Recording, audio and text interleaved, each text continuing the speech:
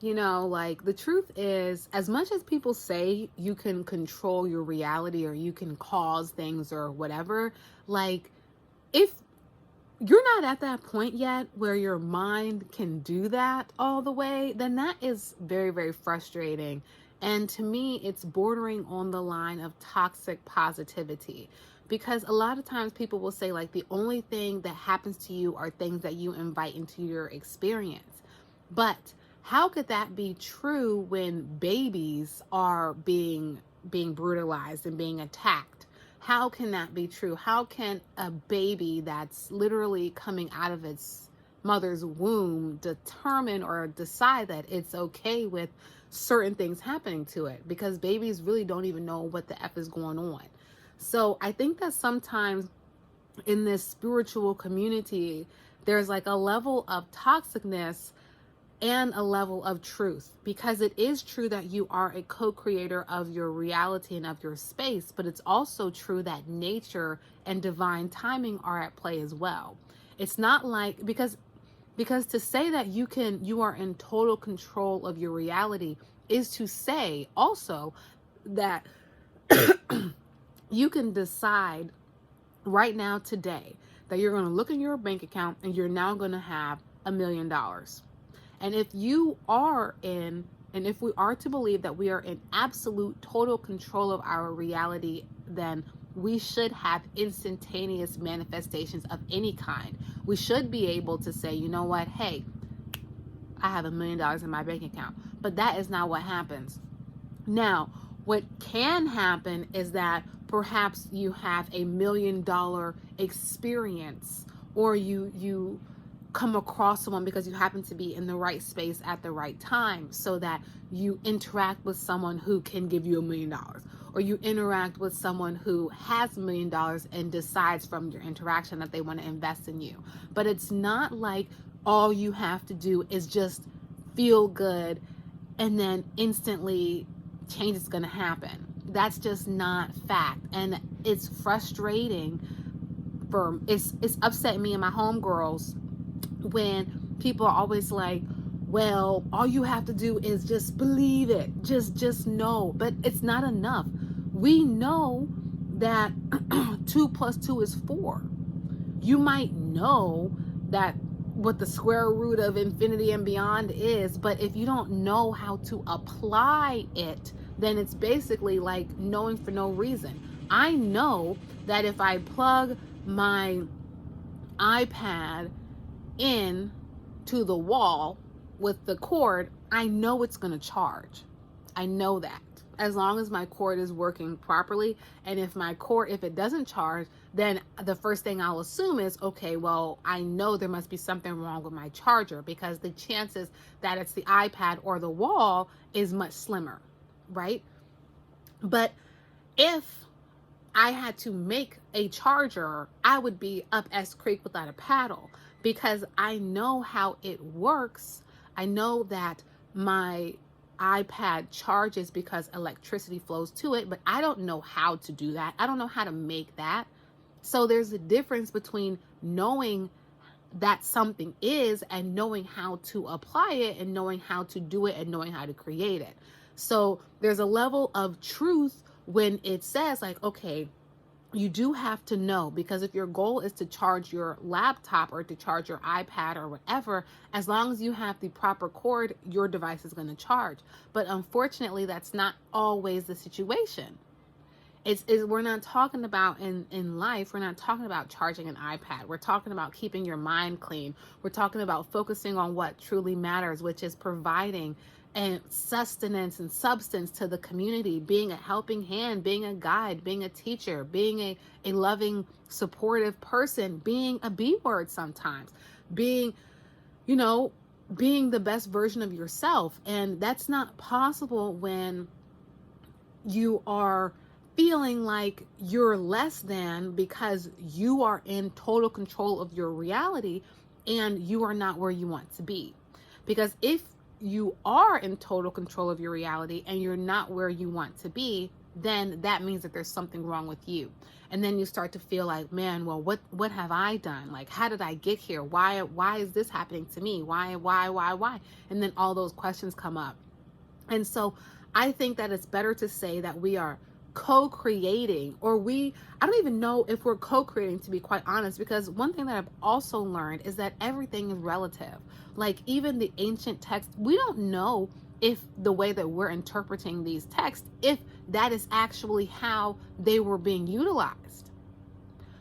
We don't know anything to be fact. We don't even really know if birds are birds. We just know what we've been taught. Everything that we know, unless you know it firsthand, is from second or third, fourth information. It's not first case.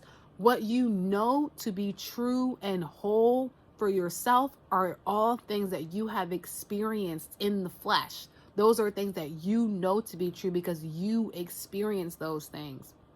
So, for example, some people, I know for a fact that I would not leave my drink around because I can't trust them. Other people, I know for a fact I would drink off of the cup that they drank off of because I know who they are.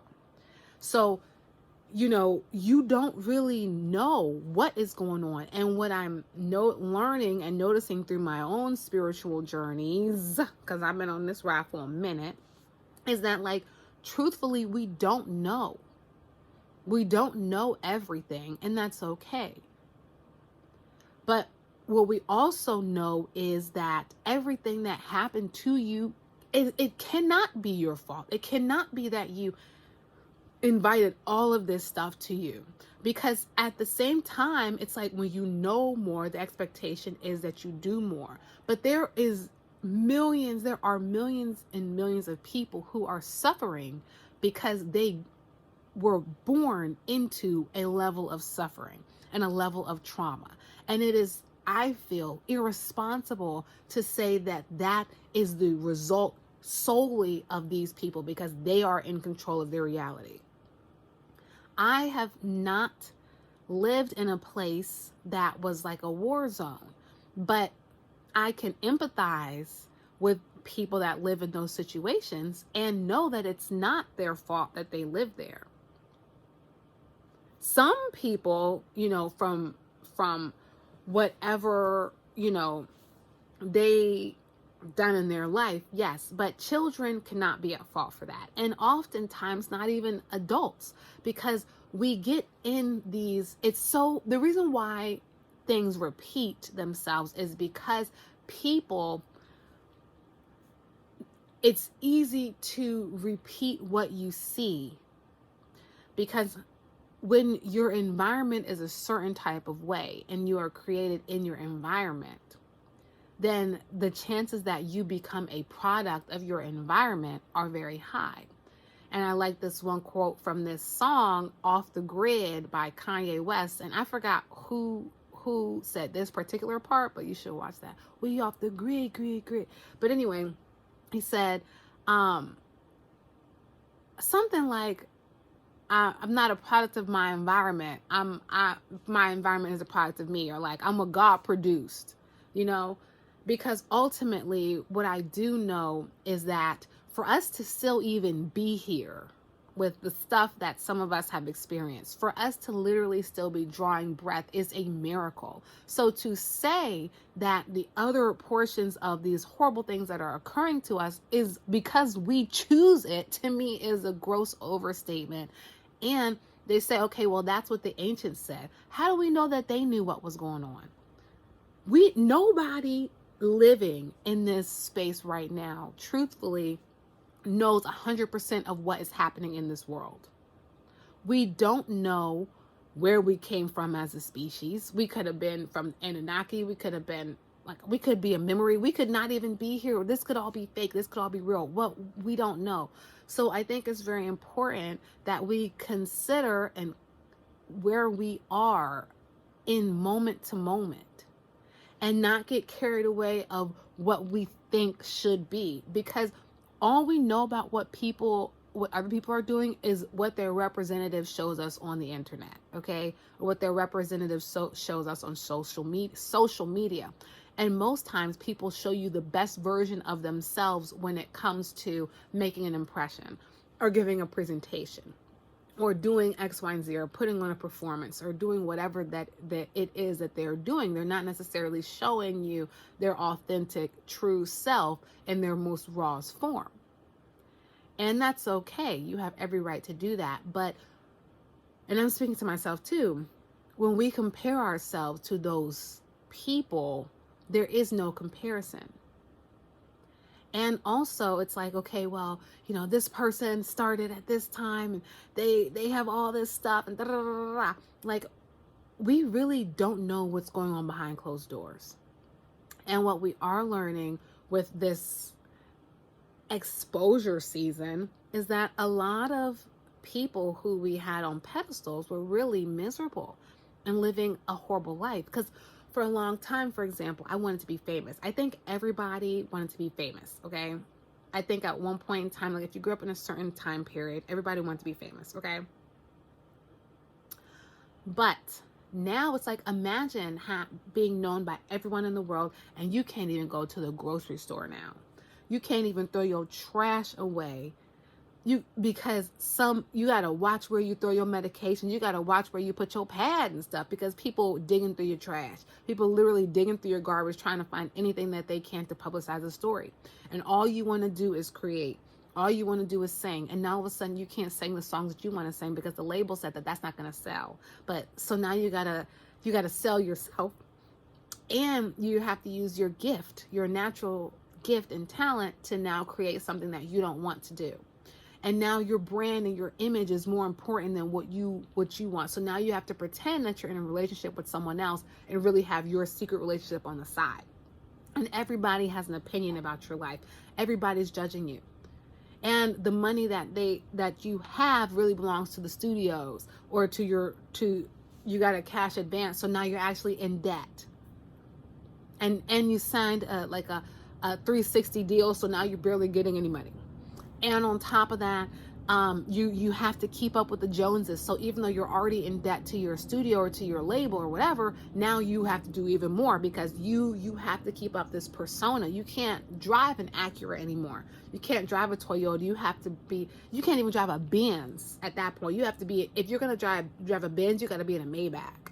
You got to be in a Porsche, not even a Porsche Cayenne. You got to be in like a real deal Porsche. You can't even be in a Jag, or you got to be in like an old school Jag. Your car has to be the same amount of money as somebody's house, okay, in the South.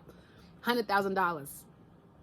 Your clothes, you can't wear the same clothes every day, or more than once. You can't, there's so many stipulations that come along with that, and we have been brainwashed into idolizing that way of being. But now we're seeing and hearing and knowing that so many people are unhappy in that system. So many people are not fulfilled in that system, because it's a never-ending cycle of keeping up with. And it's not necessarily who you are authentically or who they are, because now it's a persona.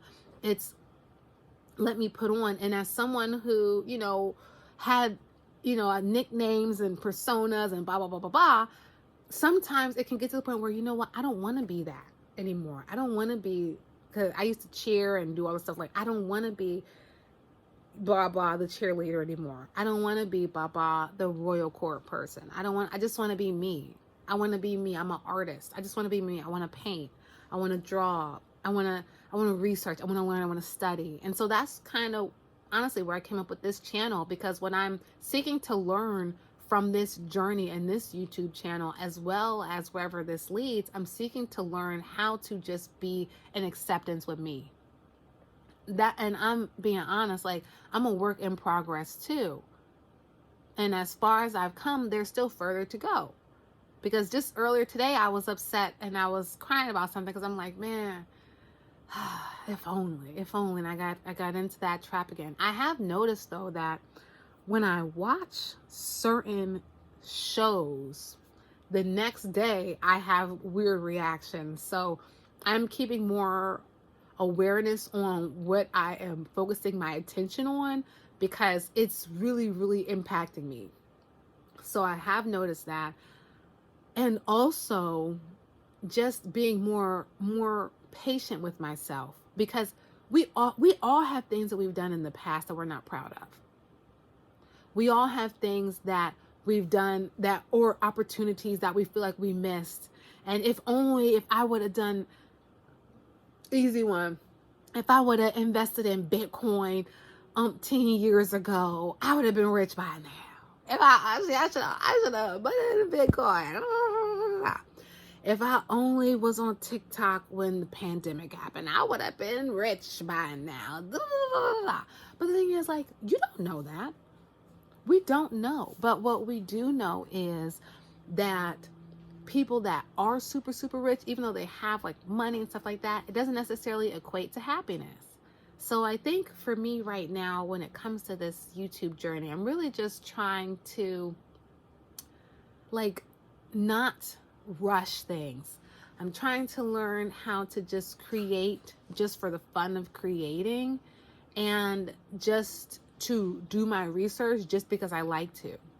And that's been a challenge, honestly, because as someone I've always been a high achiever. I've always been like, I gotta get an A. I gotta get extra credit. I gotta do extra. And then your whole life, everything's based on results, and you get grades. And then suddenly you're in a world that doesn't operate that way. And it's confusing. And it's like, well, before, if I just did then instant results. This is like, if I knew that I did this on time, did that on time, put my homework in, blah, blah, blah, blah, blah, then this was the result. But in this world outside of school, it's not the same. And even like in work, and like, it's just different. In this creative world of entrepreneurialism and adulting, point blank, period, it's a different world. And so it's taking some getting used to. It's much easier now because I've been out of school for some time now. But at the same time, there are things that I'm like, wow, like, this is not the result I was expecting. Because in school and in certain situations, you always know if you do this, this is what's always going to happen. But after that, you don't know what's going to happen. You don't know if what you're going to do is going to be successful or not. You know that you're doing what feels right, though. So that's what I'm looking to focus on. It's just like what feels right, not necessarily chasing something, but what can I do to enjoy myself more? What can I do to express myself more? And so, that's why I think like the purpose of life is. And it's easy, like I said, to get caught up in even like the spiritual toxicity of it all. Like, you're in control of everything. How is that possible? And like, everything that we hear, we have to take with a grain of salt and compare to our own self, because whoever's telling you something is also a human. Whether they're a human having a spiritual experience or whatever it is, they're a physical being telling you something from their perspective and their point of view. And it might be skewed. It might not even be their point of view. They might just see like, oh, this is what people like. This is what people are buying. So let me just do more of this. Even if I don't agree with it. Even if it doesn't fit my moral compass. Even if it doesn't make sense. Even if it's not true. If it makes bank, people might do it. So, I think it's just important to stay in your own mind as well, so that you can determine, okay, is this helping me or is this not helping me? And then we can try to balance that out. So, one step at a time. I'm a work in progress. You're a work in progress. And, I think ultimately we're all works in progress. Like, if you're breathing and you're here on this plane of existence, there's something you can learn, and there's some way you can grow. And maybe that's the whole point of us being here, is that we don't know everything. Maybe that's why we're not in another realm. I don't know. But what I do know is that we spend a lot of time being sad and upset. And so maybe it's time that we purposefully, and I'm talking to myself and you, but if you're listening, whoever's here, but mainly for me, that if we can use more time to find things to be happy for and grateful for, it'll be good. So with that being said, I challenge you today and tomorrow and the next day and forever to purposely find things to look for, to be grateful for. So even if the only thing you have to be grateful for in your experience, because maybe you live in a war zone, who knows? If the only thing you have to be grateful for is the fact that you can hear, the fact that you can see, the fact that you can think and process thoughts, the fact that your body moves when your mind tells it to, the fact that you exist, that's a miracle. And so the more that we can keep track of those things, I think the better. And then also try to be a miracle to someone else when you can.